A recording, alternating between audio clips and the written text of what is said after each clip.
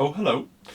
So we're here in what is normally called the live stream frames, but I guess we're not live streaming anymore at the moment because of the new baby. So I guess they're the physical product review frames. The three camera setup. We got face cam, which is mainly going to show the top of my head when I'm looking at other things. We got the main camera here for reviewing the products, and we've got a side cam because a wise man once told me that people have three camera setups, so that's what we're going to do. Okay. And today we're looking at the B1 battle droids from Star Wars Legion. We never talked about Star Wars Legion before on the channel. Why are we talking about Star Wars Legion now? Well, one, because it's my channel and I'll do what I like. Okay. Number two, because so those of you that used to go to my live streams when I was a person who live streamed will know that we had a little rambly conversation. I've got a guy on my Discord who's always trying to get me to try Star Wars Legion. Continually, right? And then I was talking on my live stream about how the only way that I will get into Star Wars Legion, the only thing that interests me is Count Dooku, right? The Sith Lord that's played by the late Christopher Lee. Because Christopher Lee's a bit of a legend, and I was talking on a live stream about how awesome it would be to have the Count Dooku miniature, so that the Christopher Lee Sith Lord, and then also have Saruman, right, the Christopher Lee wizard from Lord of the Rings, and then Sinbad, who's like my second in command on the channel, the Charles to my Crit, the Wes to my Glass, if you want. It seems like all the big Kill Team YouTube channels and me, right, have this kind of format where there's two guys, one that is the main guy and then like a behind the scenes guy.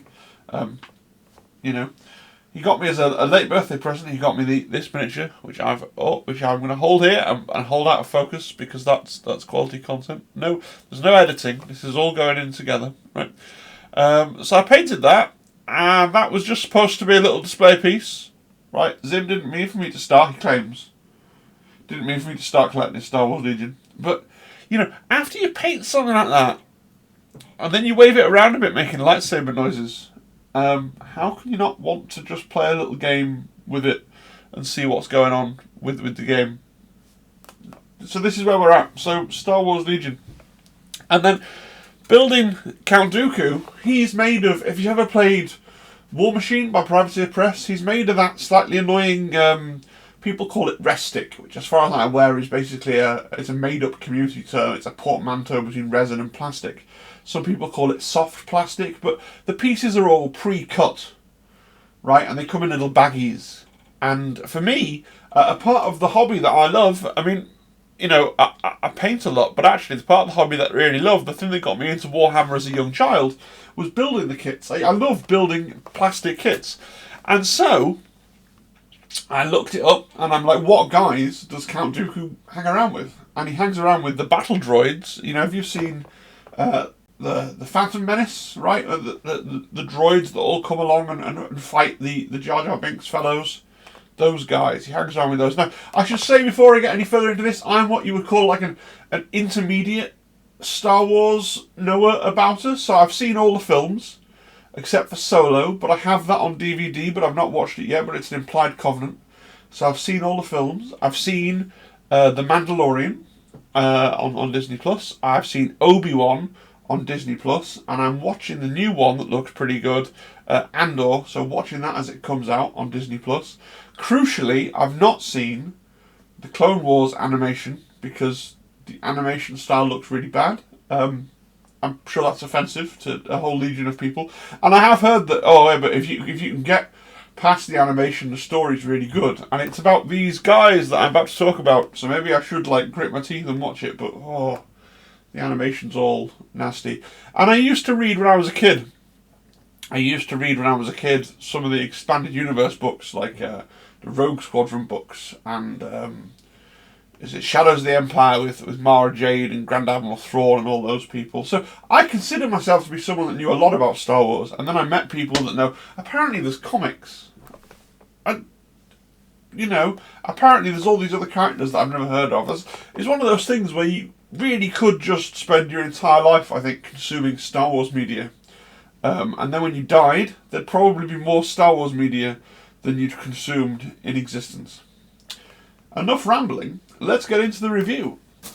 So I'm reviewing these from the perspective of, sorry, I didn't finish my story. I learned that the battle droids are not in that annoying Resic stuff, as you've been seeing on the screen for the whole time I've been rambling. They're made in hard plastic. So at that point it was like, oh, well I'll give this a go then, because I like building models out of hard plastic. So I thought I would give the kit a review from the perspective of somebody that's built a lot of Games Workshop kits. So what do you get in the box? Well, you get two identical sort of square sprues like this. They are identical, I promise. Right, if I hold them the right way. There you go. Okay. And this sprue, of which there are two, this builds two battle droids. Okay? So you can have two pairs of two identical battle droids. And then you've got this sprue. Let me get those out of the road. You've got this sprue, which has your leader on with his binoculars and two more battle droids. Okay, so that's 1, 2, 3, 4, 5, 6. No, it has your leader on and one more battle droid. No, your leader and two more battle droids. Like 1, 2, 3, 3 torsos. So that's 2 on there, 3 on there, 7. And then on this sprue, you've got another 2 battle droids. And these ones are armed with a rocket launcher and a some other kind of special weapon. Right, now, those of you who, like me, have built a lot of Games Workshop stuff over the years will see straight away these sprues, it's like going into the past. These are like 90s Games Workshop. You could drive a bus, I can get my entire finger, through there. Right, you drive a bus through that. You get a Games Workshop sprue. I mean, there's no way you can do that anymore. Games Workshop would put all of this will be on a single frame from GW. Now, is that a good thing or a bad thing? I mean, from an environmental point of view, from the fact their boxes are bigger, and I guess it's a bad thing. Actually, it makes clipping things off really straightforward, because you get your clippers in and you can easily just clip things, and there's no kind of just trying to get the tip of your clippers into somewhere. So that was kind of nice, kind of old school. Now, a couple of things to talk about. So the instructions, as you can see on this side camera, the instructions are really bad. There's no way around it. The instructions are really bad. It basically just says, build the robot. Right? It doesn't give you any conception as to the order that these parts have to go in. It just says build the robot. So here is B1 battle droid. Let me move this onto the main camera for you. Okay. So this is B1 battle droid trooper times 2. Okay, you can see all his parts begin with a D.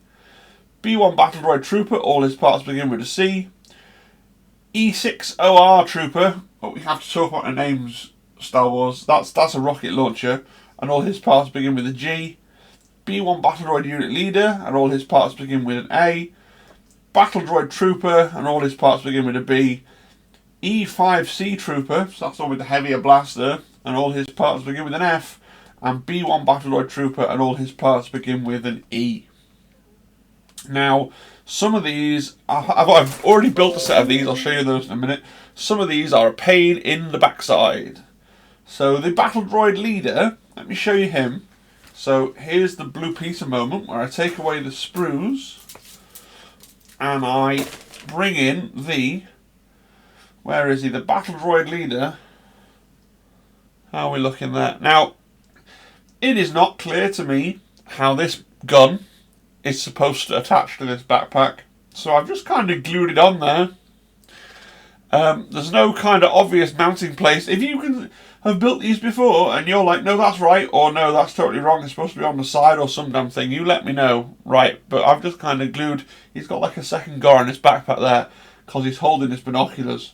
But it took me a long time, because all they show you on the diagram, right, here's the leader, here's the gun. It just kind of hovers there. There's nothing. There's no kind of... I'm pretty sure it's supposed to be on a different angle to the angle I've put it on. The instructions are really bad. It also took me ages to work out that he's supposed to be holding the binoculars with 2 hands.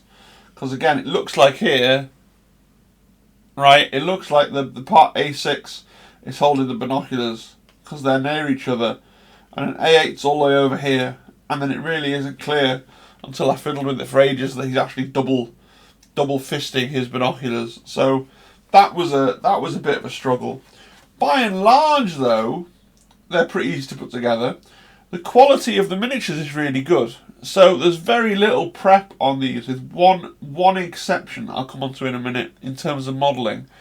And they go together really nicely. So they go together with the Tamiya extra thin cement that I like to use. It bonds them really fine. They're normal sort of soft plastic. The plastic is not quite the same as Games Workshop plastic. So if I get a frame here, you know, it's got a bit more, like, I'm happy to flex that. It's got quite a bit of flex to it compared to a Games Workshop frame, which doesn't flex like that. So it is a little bit softer, but the detail seems good. In terms of mould lines, though, there was basically none. I was quite happy with that. The only bit where I had to break out some what you'd call advanced modelling techniques. Right, let's look at this one. You see the missile launcher here. So this is a missile launcher, and if you can see there, the end of the missile launcher is just a solid block with, in fact, a mould line on it. Right. So there, I broke out the drills, just to put a little hollow into the front of the missile launcher there, which it would have been, you know, it's an extra insert on the steel mould to do something like that, to get that bit of three-dimensionality. And these are cheaper moulds than Games Workshop uses, but it would be nice to get that in without having to add it in. You might not care. Now, in terms of all the other guns, because of the scale, there's no drilling of bolters, right? Because the blasters that they have just end in these little kind of nubbiny, nipply things. So there's no drilling to be done, except on the missile launcher. Now, the sprues are all really nicely laid out. G2, G1. I don't know if it's picking up on the camera, but they're all really nicely laid out. What I'm going to do when I build my second squad, you can mix and match all these pieces together. So I'm pretty sure that as long as you keep the arms together, so for example for the missile launcher guy, as long as you use arm G6 and G8, you can put that on any body and leg combination that you'd like. Yeah, I'm also pretty sure that the legs, you should keep the legs together, so you should use G4 and G5, but you could use them with a different gun so that you get some slight variety to your squads, because from what I can fathom, the battle droids here are a horde faction. So I'm going to end up with a lot of these guys. What else I want to touch on? The bases. The bases are weird, and they freak me out because they're just slightly a different shape than a Games Workshop base, in a way that makes them just look slightly wrong. They also do this thing where the bases are made of coloured plastic. So all the separatists, which is what these are, the droid army guys, they all have these purple bases. Now I'm just going to spray and paint them like I would for a Warhammer base. In the official literature, right? In the product shots that they do. Let me see if I can find what I'm talking about. So they paint them as well, right? So I'm not quite sure. I guess if you wanted to play them unpainted, the coloured bases would be helpful to you to discern what was going on, but yeah, ignore the coloured bases is my advice. And that's really that. In terms of the physical product, it's a card-based system as well, though. It comes with these cards. We're going to talk about the cards now. So you get a unit card. Let me see here. Mindlessly loyal and eminently expendable, B1 battle droids formed the backbone of the Separatist Alliance military.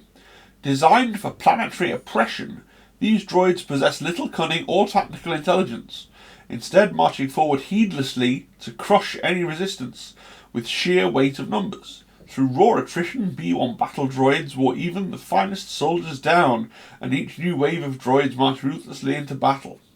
Like I say, it's horde faction apparently. So this is your unit cards. There's no codexes, there's no army books. In fact, I will say, even the book that you get in the box set and I'm not doing a review of the whole box set, but even the book you get in the box set, it does basically say, this Learn to Play booklet teaches new players how to play Star Wars Legion. Blah blah blah blah blah. If players have any questions not answered in this booklet, they should refer to the complete rules reference found at fantasyflightgames.com. SWL Legion. The rules reference contains all game rules organised by topic. Like, I've not looked at that yet. I know that there are people for 40k that are like, oh yeah, we love PDFs and we love online rules. I'm going to have to go and print that now. Probably at work, so I don't have to pay for it, right? I'm going to have to print the rule book so I have a rule book to reference at the table, which is... I find it slightly annoying. I would have quite liked them to give me a full rule book in the box there, but there you go. You can't please everybody. So let's look at this card, because there's one other really important thing I want to talk to you about in terms of coming to this game from 40k or Kill Team or any Games Workshop game. Blah blah blah. AI attack. Unless you have a face border token, your first action must be attack enable. I couldn't tell you what that meant because I've not properly read the rules or played the game yet. Coordinate Droid Trooper. After you issue an order, you may issue an order to a friendly Droid Trooper at range 1. So the thing with these is apparently you hoard them up and then you cascade your order tokens around the board, and it seems quite interesting. And they got some stats down here. But what I want to talk about is two things. First of all, this number here, which is out of focus annoyingly. Hang on. Yes. 6. So this refers to the number you get in a squad. But the number that you get in a box is not 6. So these are the ones that I have already built. There you are. And there's 1, 2, 3, 4, 5, 6, 7, 8, 9. Why are there 9? You'll never use 9. They have these upgrade slots. They have this one that looks like a running man, and this one that looks like a standing man, and this one that looks like a grenade. Okay? Now, the running man and the standing man, they refer to these cards. Okay, now these are the ones that come with them, so you get 2 choices for running man cards and 1 choice for a standing man card. And these are upgrade slots. So, your basic squad costs 36 points, right, for 6 dudes. And then in your standing man slot, sorry, right, you can have an extra battle droid. So he's 6 points, and he goes in that slot, right? And then in your standing man slot, you can either have your E6 ORB1 trooper or your E5 CB1 trooper, which is your missile launcher or your sort of heavy blaster thing. So what that means is your standard squad, you're always going to have your leader, right? And then 1, 2, 3, 4, 5 guys. Yeah? So there's your bare bones squad. And then you can add in this guy, if you want, right, to make 7. And then you can add in either of, but not both, of these guys. Now, you're thinking, Phil, that's not really that different to 40k. 40k squads have weapon options in the box. But there is a crucial difference here, right? If you are new to Warhammer 40,000, and you buy a box of intercessors, and you build them with auto bolt rifles because you think they're cool. And then, later, after you've built them and painted them, and you've done the hobby bit, you learn that those bolt rifles that you picked, because they had the coolest looking weebles on the bottom, they have rules attached to them. And, okay, with the bolt rifles, maybe it was a bad example, because your opponent, I guess, isn't going to tell the difference. But if you have like a tactical squad, or a Chaos Space Marine squad, or a Sisters of Battle squad, and you've chosen like a certain heavy weapon, like that's your choice, you're locked into that now. And you're making choices, when you're sitting at your hobby desk, with your clippers in your hand, right, you're making choices that are going to affect your gameplay experience. And as someone like me that's been playing for a long time, that's not a problem, because I'm very used to the idea of looking, learning, working out what I'll need, and then coming and going, okay, what am I going to build? It's the same with Kill Team, right? You look at the box, you work out what you're going to build, you build those things. Star Wars Legion, I think, has done a very interesting thing where you get in the box all the different options. You'll never use all these models. You physically can't, unless I'm wrong. If I'm wrong, let me know in the comments. You physically can't ever use both of these guys. You can use at most one of them. But you get both, so that when you're building, you're just hobbying, you're not thinking about the rules, because all the products give you all the options for the game.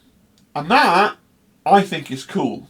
Some people might not like it because they're like, oh, I've got extra guys that I'll never use. I only ever want to field my basic bare-bones 6-man squad.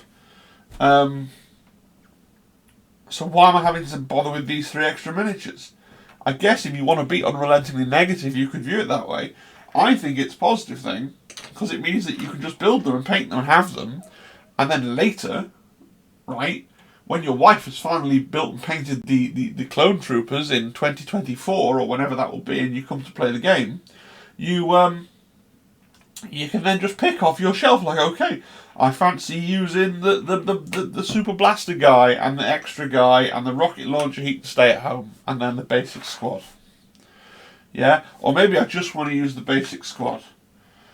Or maybe I just want to use the basic squad and a blaster guy. Now, I think there is a little upgrade set you can get with some extra fellows that can go in these slots, like a security man, and a super leader that like replaces your leader and has a yellow stripe on his head.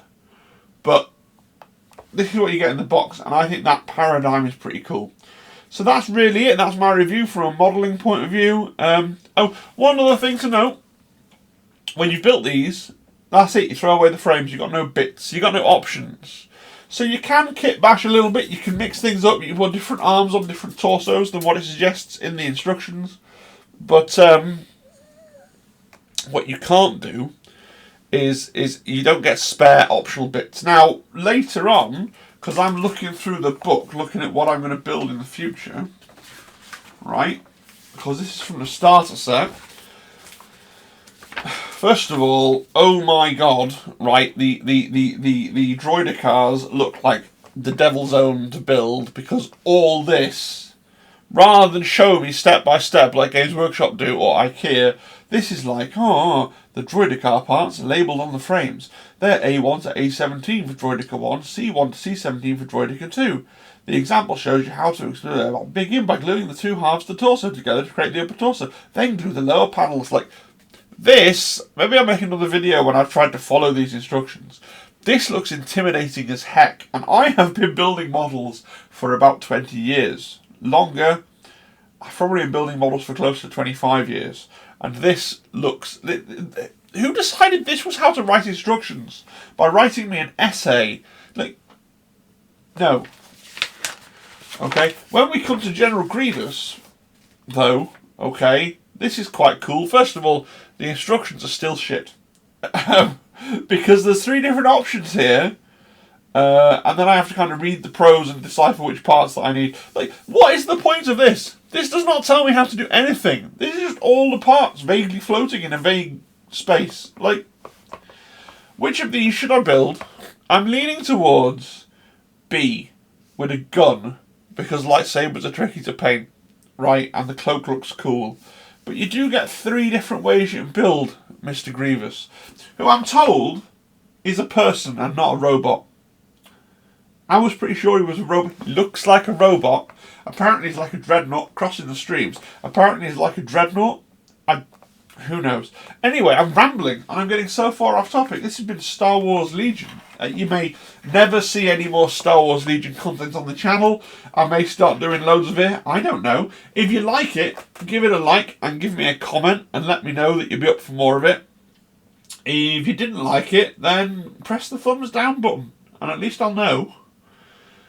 If you're not subscribed, please subscribe. I can't promise there'll be more Star Wars stuff, but there'll be more stuff. If you like my personality, there'll be more of that. Right. Cheery bye. Hope you have a great day. Whatever it is that you're doing today. Bye bye bye.